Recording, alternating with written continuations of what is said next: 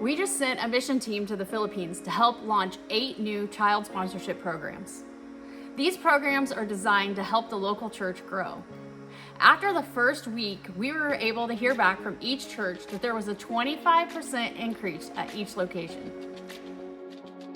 We registered nearly 300 students through 8 different locations. This center in specifically was really awesome because it was the center that I got to visit the very first time that I visited the Philippines. It was one of the first centers that they helped launch. One of the things that really stuck out to me is the absolute dedication that these pastors and their families have to their mission churches. On one situation, we had to follow a pastor with his wife on the back of their motorcycle for about 30 minutes in just downpouring rain. And being in the front seat, watching this happen is just something that I will never forget.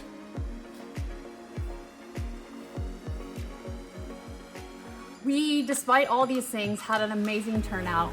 After all the rain let up for just a little while, students started showing up and we were able to get registration started. You could see the excitement in the kids' face that we were there and they were actually getting ready to register.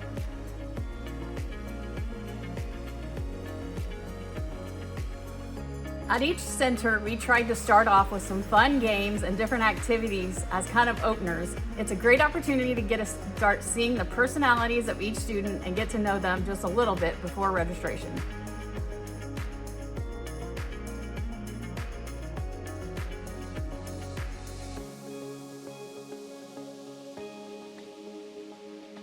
While most of this trip was geared towards children-type ministry, we were privileged to have a couple opportunities for me and one of our other team members to do some teaching to the men of the local congregations.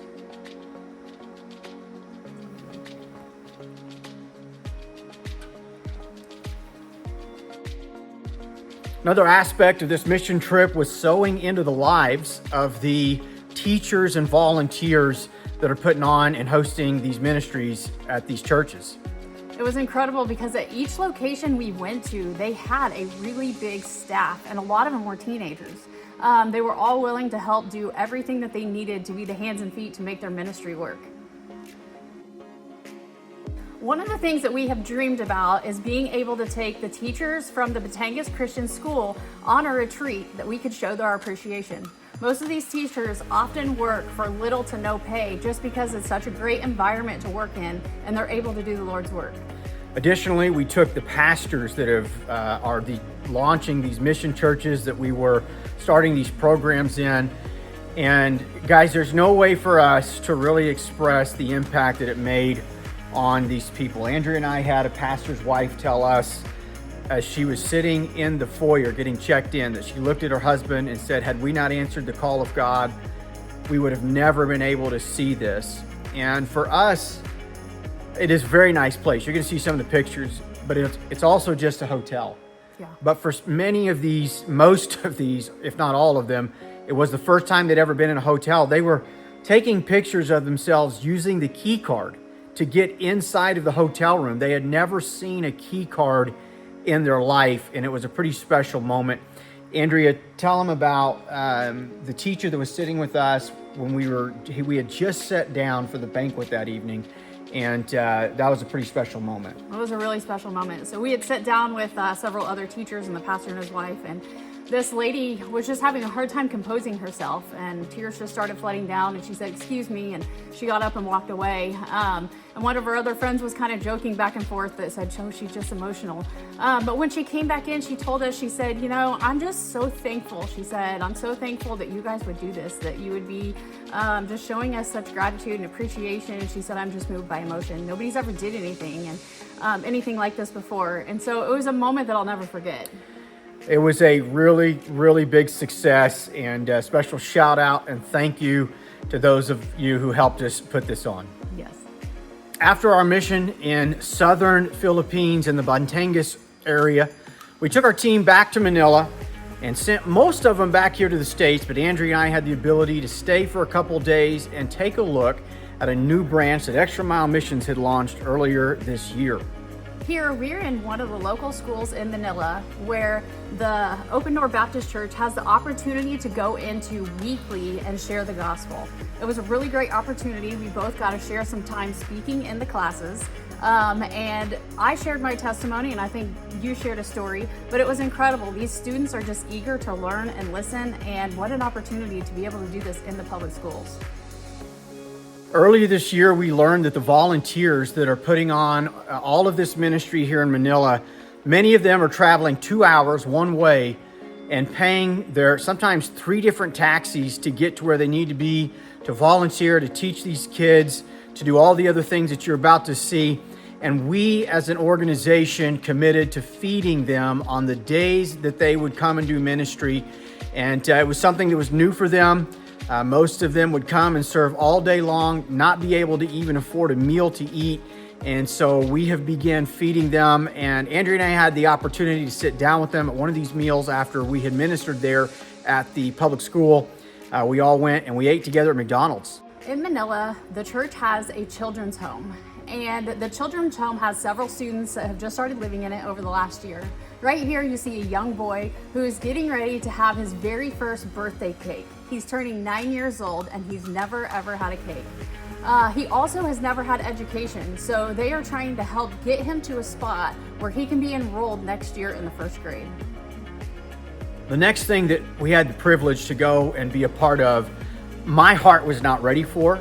There was a certain level of poverty. I've seen it before in a handful of places globally, but I just wasn't prepared for it this time. And my heart was broken. I had to hold myself together as we watched kids living in really glorified homeless camps come together at this center, this area in the community where they do ministry each week. They feed the kids.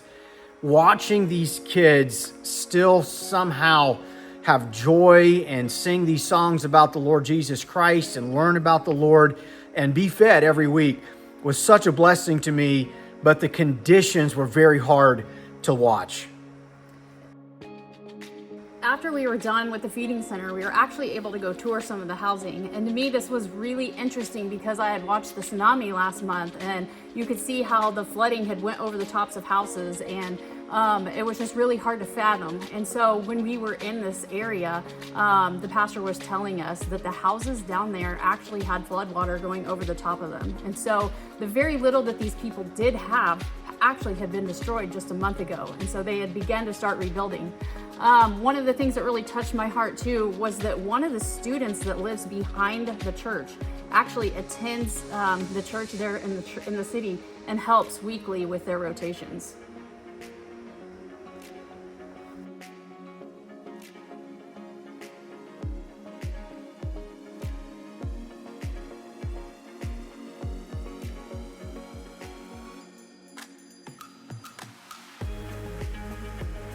Later that night, we had the opportunity to do homeless ministry, and I was really taken back at the number of children living on the streets. A couple of them, the first that I came across was this mother, and you can see her here in the background with her son and her daughter living there on the streets. I was shocked.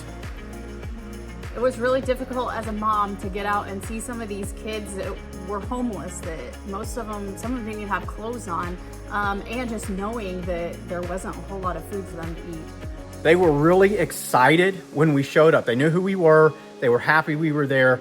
And this group of kids that you see here, we spent a lot of time with. They were a blessing to us as much as we were to them. It was really neat because the pastor invests in the community around them. And you can see some of the food that they're eating right here. He actually purchased from a local vendor that was right there on the corner. And so it was neat to see how the support was even going into the local people right there where those kids are living. Me watching this young boy feed this other baby, it's not even his brother, it's just another one of the children living together on the streets, is an image that is burned into my mind forever. Right before we left, we had watched a mom that was getting ready to put her little one to bed. And so you can see here that the little one is being put to bed on the streets on a piece of cardboard right next to her mom. And it was a moment that I won't ever forget. I can't imagine putting my baby to bed on the streets there on a piece of cardboard, just hoping that things are going to be okay overnight. Final area of ministry we want to share with you is a walk among tombs.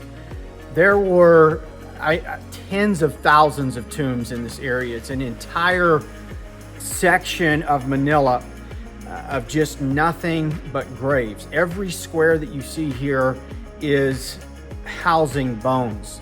And in fact, in some of these squares, there's a hole and you can literally look inside and see the bones inside of a sack, inside of these tombs. It was kind of a surreal experience, but to make matters worse, these children live here. Their families are also squatters that live behind the tombs.